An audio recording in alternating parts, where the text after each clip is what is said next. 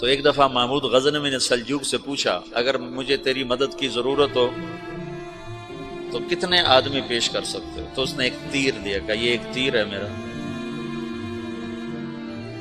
کسی کو یہ تیر بھیج کر میرے علاقے میں بھیج دو تو چند گھنٹوں میں 1,00,000 تلواریں تیرا پیرا دینے کے لیے تیار ہوں، ہمارے پاس اتنی طاقت ہے۔ تو یہ سلجوق کی نسل میں تھا تغرل بیگ۔ اللہ تعالیٰ نے جب عرب زوال کا شکار ہو گئے اور ضعف کا شکار ہو گئے، جیسے بڑھاپے کا کوئی علاج نہیں، جب قوموں پہ زوال آتا ہے تو اس کا بھی کوئی علاج نہیں، پھر اور قوم کو جگہ ملتی ہے۔ جیسے بڑھاپا ایک فرد پہ آتا ہے، ایسے بڑھاپا قوم پہ آتا ہے۔ قوم کا بڑھاپا جوانی میں نہیں لوٹ سکتا، جیسے فرد کا بڑھاپا جوانی کی طرف نہیں لوٹ سکتا، قوم کا بڑھاپا جوانی کی طرف نہیں لوٹ سکتا، کوئی علاج نہیں، نئی نسل کا آنا ہی علاج ہے۔ تو عرب دھل چکے تھے، 600 سال بہت ہوتے ہیں حکومت کو، اپنی صفات گم کر چکے تھے، اب نئے خون کی ضرورت تھی۔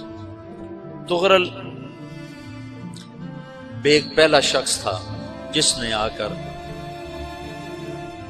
اہل السنت والجماعت کو استحکام بخشا، شیعوں کی حکومت کو ختم کیا، بغداد سے، شام سے، سارے علاقوں سے۔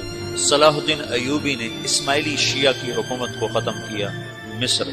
العازد کافری خلیفہ تھا صلاح الدین ایوبی، نور الدین زنگی رحمۃ اللہ علیہ کا پروردہ تھا، اس کا دوست تھا، اس کے دوست بھی تھا، بچہ بھی تھا اس کے سامنے، زیادہ لکھنے پڑھنے کا شوق تھا۔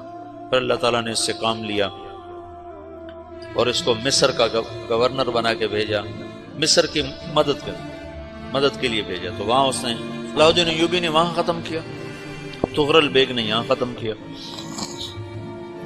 تو پھر سلجوق جو تھے نا یہ اقتدار میں آئے، ادھر ختم ہو گئی سلطنت ابن عباس کی، مصر ایک چھوٹی سی ترکوں کی سلطنت ہے۔ تو اللہ تعالیٰ پھر مرکزیت کے لیے ایک نظام چلایا، دو لشکر آپس میں لڑ رہے ہیں، ایک میدان، ایک جنگلی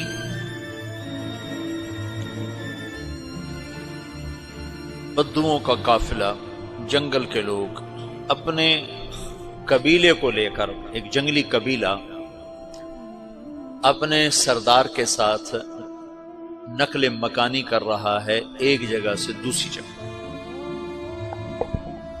اللہ کا نظام کہ یہ لوگ چلتے چلتے چلتے اس وادی میں پہنچ گئے جہاں جنگ ہو رہی ہے، دو لشکر آپس میں لڑ رہے ہیں۔ جب یہ وہاں پہنچتے ہیں تو ایک لشکر کے قدم اکھڑ رہے ہیں اور دوسرا غالب آ رہا ہے۔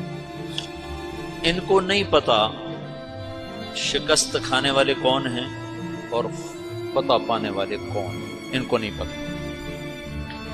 اس جنگلی قبیلے کے سردار کا نام بھی تغرل ہے، تغرل۔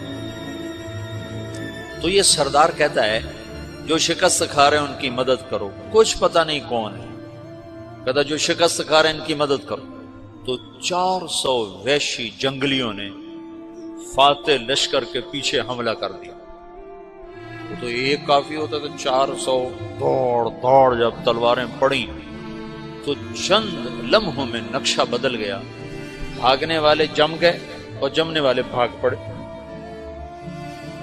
جب جنگ ختم ہوئی تو شکست خوردہ لشکر کے بادشاہ نے ان کو بلایا، اسے پوچھتا ہے مجھے جانتے ہو میں کون ہوں؟ کہا نہیں۔ کہا تو تم نے میری مدد کیوں کی؟ کہا انسانی ہمدردی کی وجہ سے، تمہیں شکست ہو رہی تھی اس لیے تمہاری مدد کی۔ اور اس نے اپنا تعارف کرایا، میں ہوں سلیمان سلجوقی، ترکی کا بادشاہ۔ مسلمانوں کا لشکر تھا اور تاتاریوں سے شکست کھا رہا تھا، تاتاری فتح پا رہے تھے، مسلمان شکست کھا رہے تھے۔ تو وہ اللہ کی غیبی مدد بن کر آئے۔ تو وہ اس سے کہتا ہے میرے ساتھ رہنا پسند کرو گے؟ تم نے میرے اوپر احسان کیا ہے، میں اس کا بدلہ دینا چاہتا ہوں، میرے ساتھ رہنا پسند کرو گے؟ کہنے کا کر لوں گا۔ تو اس نے اس کو لے کر ترکی آیا، اور استنبول اس وقت روم کی حکومت میں تھا. اسے فتح کیا اس تغرل کے آگے چوتھے پانچویں پڑپوتے محمد فاتح نے. تو یہ استنبول ہے، یہ ترکی ہے، بیچ میں ایک چھوٹا سمندر ہے، یہاں ایک جاگیر ہے. تو سلطان سلیمان کہتا ہے یہ جاگیر تجھے وقف ہے، ادھر سے رومی مجھے تنگ کرتے ہیں حملے کر کر کے، تو میرا دفاع کرتے رہنا، یہ جاگیر تیری. اس جاگیر پہ اس نے اپنے قافلے کو آباد کر دیا، اپنے قبیلے کو، اور ایک چھوٹی سی حکومت بنا لی، جو ایک صوبہ سمجھو سلمان سلجوقی کا، وہ ایک چھوٹا سا صوبہ ہے. وہاں جب یہ رہ پڑا تو پھر یہ ایک شیخ کے بیت ہوتا ہے، وہاں شیخ طریقت ہے، ان کے یہ بیت ہونے جاتے ہیں. وہ اس کو رات اپنے پاس ٹھہراتا ہے، تو ایک کمرے میں ان کو ان کا خادم ٹھہراتا ہے. یہ جب کمرے میں جاتا ہے تو سامنے دیوار میں تاکچے پر قرآن پڑا ہوا ہے. تو یہ تغرل بیگ کہتا ہے یہ کیا ہے، یہ کیا ہے؟ تو وہ خادم کہتا ہے یہ کتاب اللہ ہے، قرآن ہے. وہ اس کو وہاں چھوڑ کے باہر چلا جاتا ہے. وہ دیہاتی آدمی، جنگل کا رہنے والا، پہلی دفعہ زندگی میں قرآن دیکھا. وہ کہتا ہے یہ قرآن ہے، اللہ کی کتاب ہے، میں اللہ کی کتاب کے سامنے سو جاؤں، کتنی بے ادبی ہے. تو اس نے ایسے قرآن اٹھایا اور سر پہ رکھ لیا اور کھڑا ہو گیا. ساری رات قرآن سر پہ رکھ کے کھڑا رہا. رات کے پچھلے پہر اس کو خواب آیا، کھڑے کھڑے اس نے دیکھا کہ اس کی پشت سے ایک چاند نکلا اور شیخ کی بیٹی کے سینے میں جا کر اتر گیا. پھر اس لڑکی کے سینے سے ایک درخت نکلا جو پھیلتے پھیلتے پھیلتے 3 بر اعظم پہ چھا گیا، افریقہ پر، یورپ پر،